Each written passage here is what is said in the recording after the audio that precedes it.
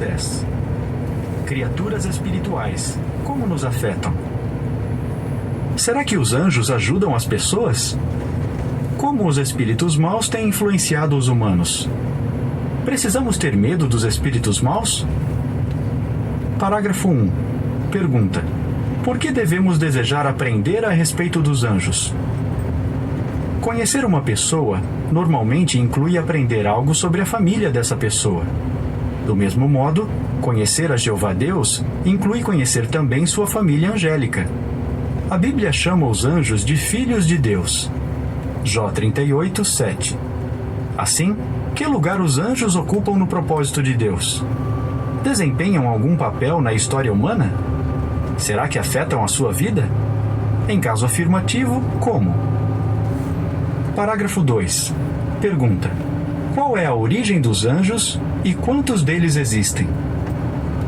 A Bíblia menciona anjos centenas de vezes. Vejamos algumas dessas referências para aprendermos mais a respeito deles. Qual é a origem dos anjos? Colossenses 1,16 diz: mediante ele, Jesus Cristo, foram criadas todas as outras coisas nos céus e na terra.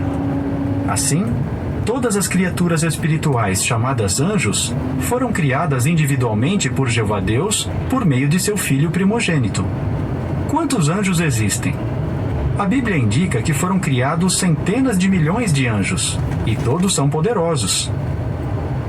A nota diz: a respeito dos anjos justos, Revelação 5,11 diz: o número deles era miríades de miríades, ou, segundo a nota, 10.000 vezes dezenas de milhares. Portanto, a Bíblia realmente indica que foram criados centenas de milhões de anjos. Fim da nota. Parágrafo 3. Pergunta: o que Jó 38, 4-7 diz a respeito de anjos?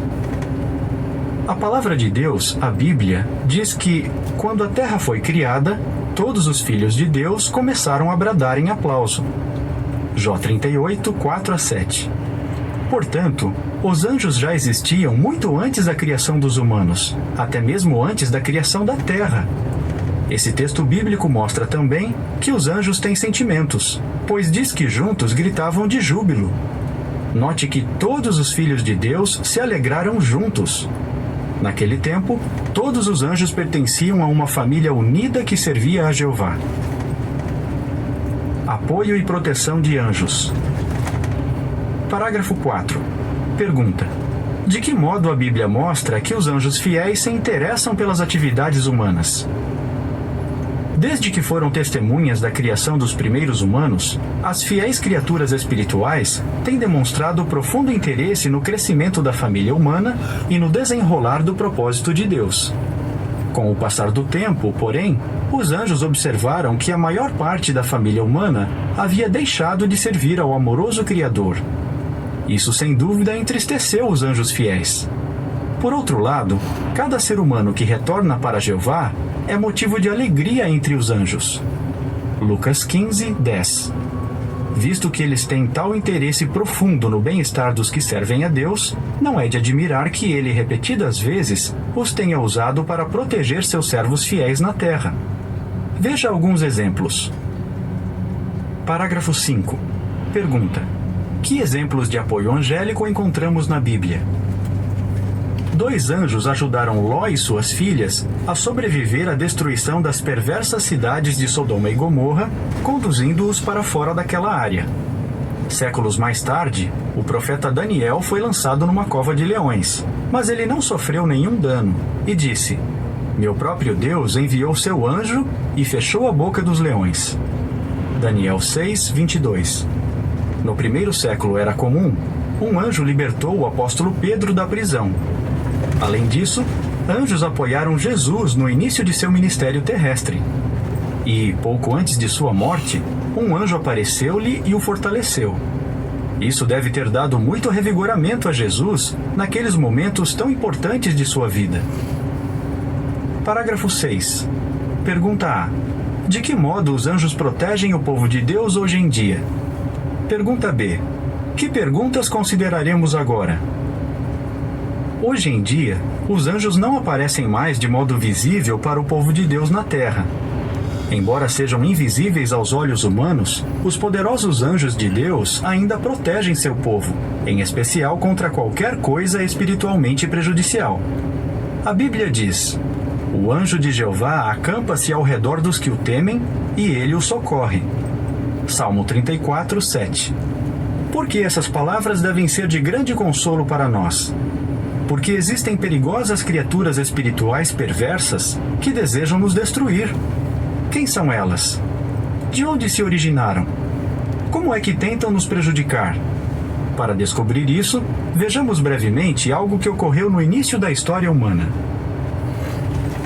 Criaturas espirituais inimigas. Parágrafo 7. Pergunta: até que ponto Satanás conseguiu desviar pessoas de Deus? Como vimos no capítulo 3, um dos anjos desenvolveu o desejo de governar outros e, assim, rebelou-se contra Deus. Mais tarde, esse anjo ficou conhecido como Satanás, o diabo. Depois que enganou Eva, nos 16 séculos seguintes, Satanás conseguiu afastar de Deus quase todos os humanos, com exceção de alguns fiéis, como Abel, Enoque e Noé. Parágrafo 8. Pergunta A. Como alguns anjos se tornaram demônios? Pergunta B. Para sobreviver ao dilúvio dos dias de Noé, o que os demônios tiveram de fazer? Nos dias de Noé, outros anjos se rebelaram contra Jeová. Eles abandonaram seu lugar na família celestial de Deus, vieram à terra e assumiram corpos carnais. Por quê? Lemos em Gênesis 6:2. Os filhos do verdadeiro Deus começaram a notar as filhas dos homens, que elas eram belas, e foram tomar para si esposas, a saber, todas as que escolheram. Mas Jeová não permitiu que as ações desses anjos e a resultante corrupção da humanidade continuassem. Ele causou um dilúvio global sobre a terra, aniquilou todas as pessoas más e preservou apenas seus servos fiéis. Assim, os anjos rebeldes, ou demônios, foram obrigados a abandonar seus corpos carnais e voltar para o céu como criaturas espirituais. Eles tomaram o lado do diabo, que desse modo se tornou o governante dos demônios. Mateus 9:34. Parágrafo 9. Pergunta A. O que aconteceu com os demônios quando voltaram para o céu? Pergunta B. O que consideraremos a respeito dos demônios? Quando voltaram para o céu, os anjos desobedientes foram tratados como excluídos, como o governante deles, Satanás. Embora estejam agora impossibilitados de assumir corpos humanos, eles ainda exercem uma péssima influência sobre os humanos. De fato, com a ajuda desses demônios, Satanás está desencaminhando toda a terra habitada. Revelação 12:9. Como? Os demônios usam, em especial, métodos que visam enganar as pessoas. Vejamos alguns desses métodos. Como os demônios desencaminham. Parágrafo 10.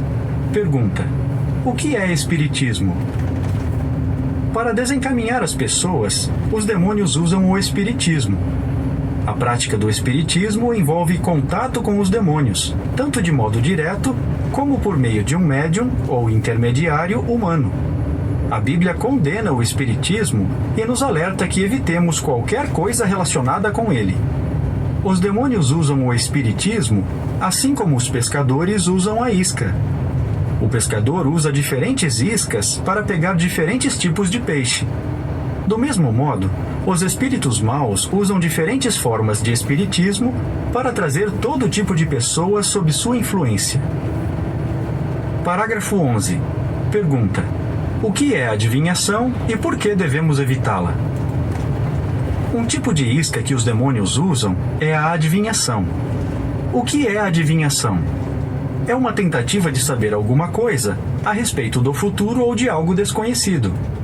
Existem várias formas de adivinhação, tais como astrologia, uso de cartas de tarô ou de bolas de cristal, quiromancia e busca de presságios ou sinais misteriosos nos sonhos. Embora muitos pensem que praticar a adivinhação é inofensivo, a Bíblia mostra que os adivinhos e os espíritos maus trabalham juntos. Babilô